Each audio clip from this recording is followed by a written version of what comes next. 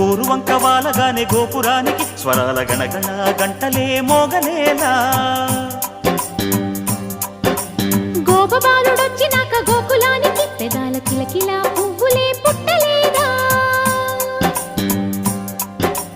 బాలకృష్ణుడొచ్చినప్పుడే వయ్యారి నందనాలు నాట్యమాడగా, వారసుణ్ణి చూసినప్పుడే వరాల వాంఛలన్నీ పల్లవించగా.